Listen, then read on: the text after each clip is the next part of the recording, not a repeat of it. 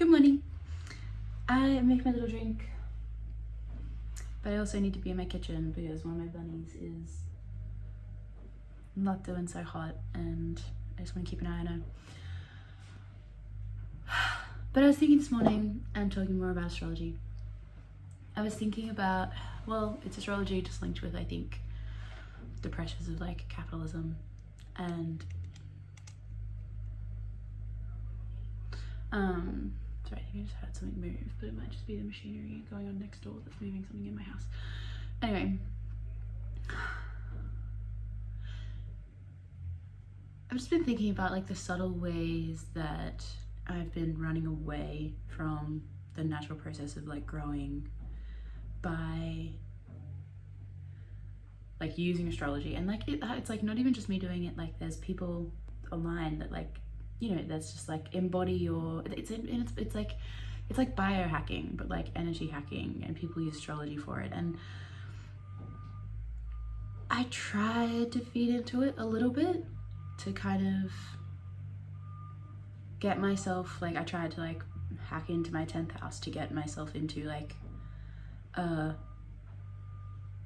area or like a time in my life where I was like ready to like, I don't know, like to try and like spark some kind of timing for my career to begin.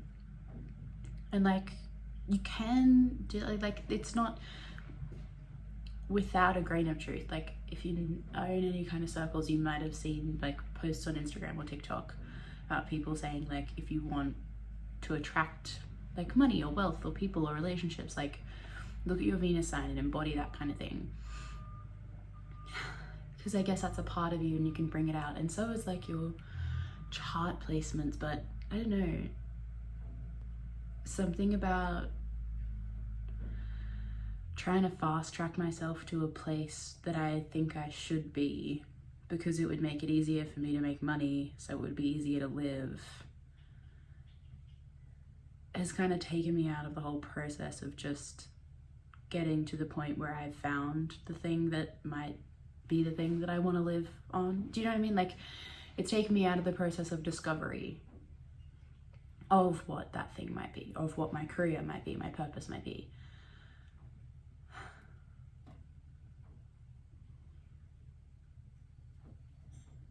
And it's, yeah, it's one of those like, it's just one of those like reawakenings to like how pervasive,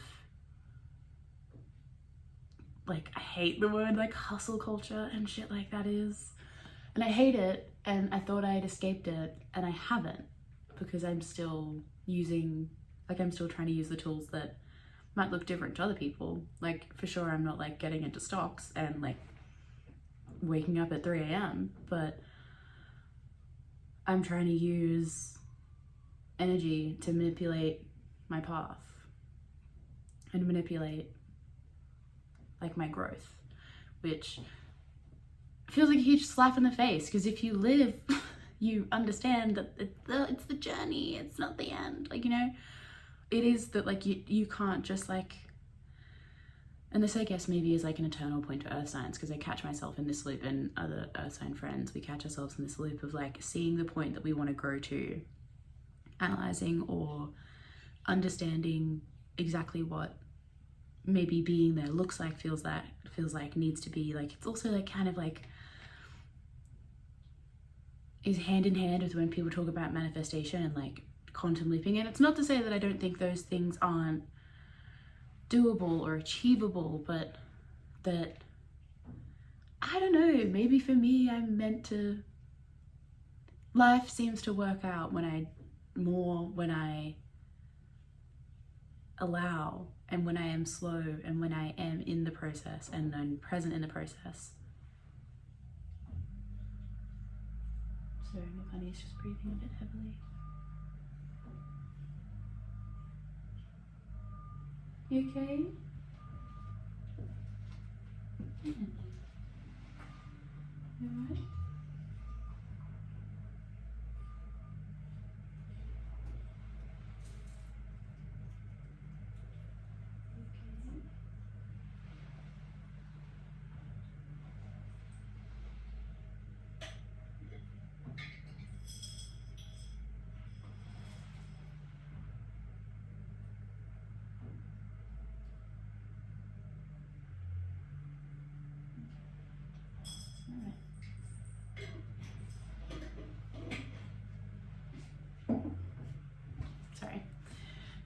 think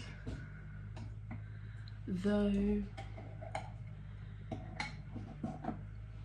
I agree with manifestation, because a lot of manifestation work, you're addressing like limiting beliefs that so I think it's kind of like working with like reverse psychology kind of thing, and like quantum leaping, whatever I'm going to say. I think that's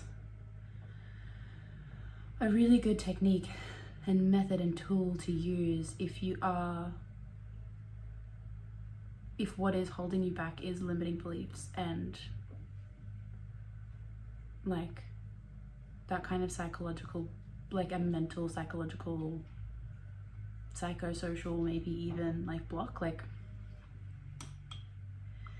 if that's what you're going through. But I often find the block that I face, I guess, is like a little bit linked with that. I don't want to completely like null and void it, but I often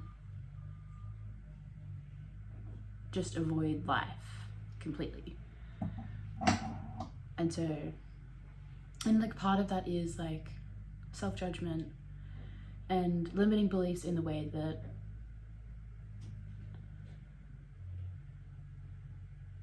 I believe that the only way that I need to live is like, I can live is like money to be able to pay for my house. And I need to do specific jobs in order to fulfill that. And while that might be like limiting, it's also kind of true. You can break that, but I don't know, maybe that's like an exercise in my own thing. Like maybe I'm actually just speaking into, maybe I am just saying all these things, and what I really do need to do is like attack these with a wrecking ball and just like put them all down, and I will just like go into that manifestation thing of being abundant and beautiful and crazy and wild. But part of me also just feels the kind of grounding that feels the grounding that I receive when I just allow myself to be present and okay with what I have in the moment, and noticing that what I have around me is more than I ever really need. Like it is, and when I think about it, like it is something I've always wanted. Like when I have a reality check, it takes me out of that desire to like shift circumstance.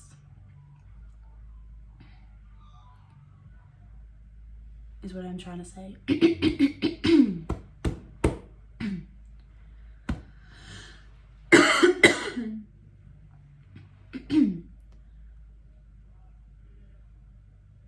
But yeah, that's like a second layer to it. But the first layer is that,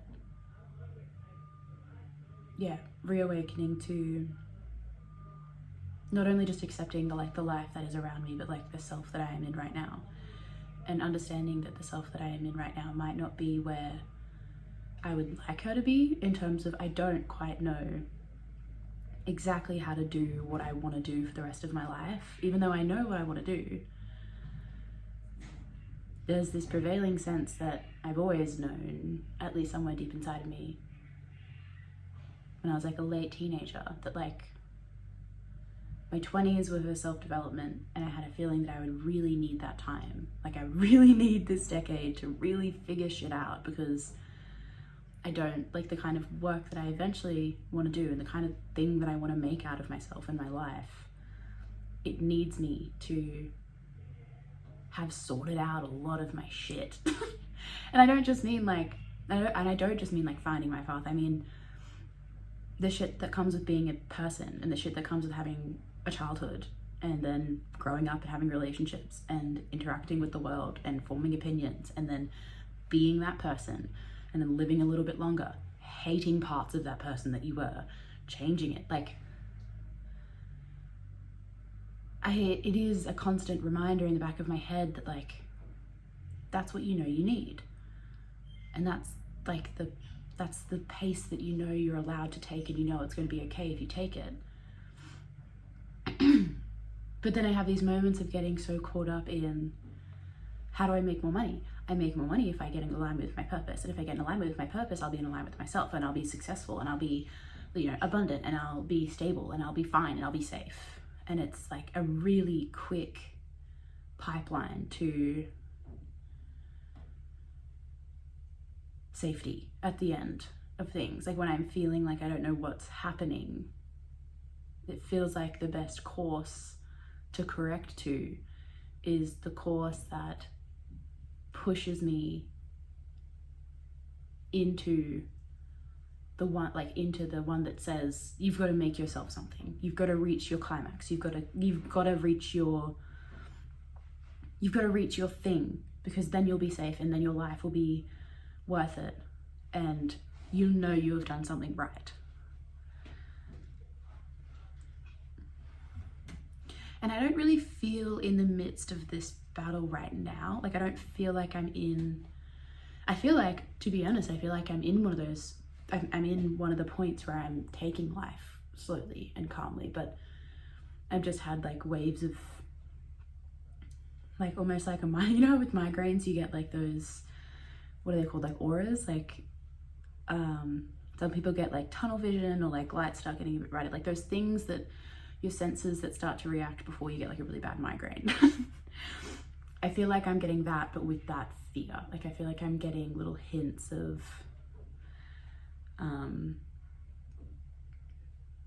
like feathers before the brick. That's the term I always kind of use. I feel like I'm getting little feathers that are like little tests that are like, okay, are you gonna choose to like stay and ground and slow, or are you gonna get whisked up in this temptation to fulfill something that you're not ready to fill yet? Do you know what I mean? And I guess there's, what I'm trying to feel for is the fine line between what is self-limiting and then what is also just like realistic and like allowing myself to be, and what is like, where do my dreams start, like where do my dreams stop being like rooted in like authenticity and just like truly something that is for me, and where does it start to blur into the line of like the me that best thrives within capitalism and within like, I don't know, within like meeting wounds of scarcity and not being seen or not being appreciated. Like where is that line? Like I feel like I'm getting all these like little psychological flurries of testing those boundaries and like seeing when I'm about to fall into like scarcity or insecurity. You know what I mean? Because yeah, like, I don't know, I was listening / watching a podcast, and it's like Brittany Broski. She's doesn't know who the fuck I am, but I think she said before that she's an Aquarius rising, and I could be wrong, but because things shift and change all the fucking time. I think she said she's an Aquarius rising, she's a Cancer moon, and so I could be seeing one of two things. She literally just today did like a rebrand thing, and she's like very gothic, and gothic is, to me, if I have to assign it to a sign or like an element, I associate it with water. And if she's an Aquarius rising, she might be a Scorpio 10th house, but also she might be connecting to her Cancer moon. Also, the two things might be happening at once. And she was explaining it as just like, she was just talking through it like coming into herself. And she's saying, this is like my inner self. So that's why I'm saying it could be the Cancer moon. But also like there's because of how gothic and like macabre and intense and dark it is, something in me was just noticing like some Scorpio elements and realizing, and as she was explaining her process of like realizing this is the next like phase that she wanted to step into, she was like, without saying it, she was portraying just that slow and kind of steady unconscious journey to that part of you that is like the slow and like unconscious journey to embodiment, where she noted she like started liking particular movies like months or years ago, and she was like started listening to like certain music a couple years ago, and then like was attracted to certain movies and like saw herself attracted to certain authors and books, and like it was this like slow coalition to this thing that she now is like, oh, I want to step into this, like this is what I now want to go into.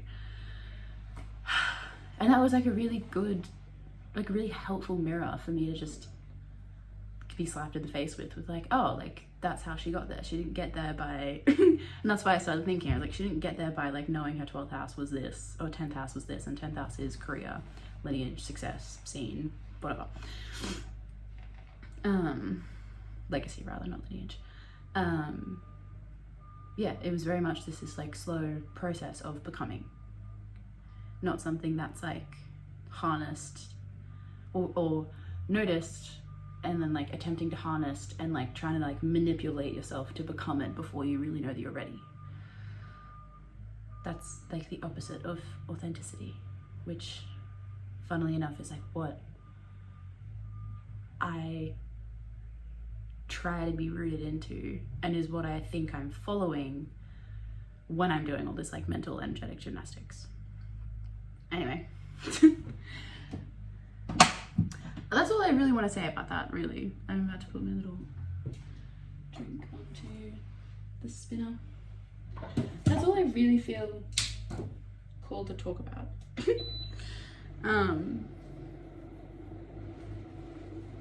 Actually, because yeah, outside getting my rabbit to the vet, it was a good check-in, a good reminder to like, to my brain, to remember not to fall into the trap of rushing and becoming something that I might know and I might see, but I also like know that I'm just not there, and it's okay for me to not be there. And not being there isn't something that I have to fix. It's something that I should ground into and like be real with and engage with not being quite there, and engage with being where I'm at. So just to be present, I guess, is a lesson, and to be used as like a more simple word. Yeah, that's all. Send loving thoughts to my rabbit. She's probably just got a little bit of a cold.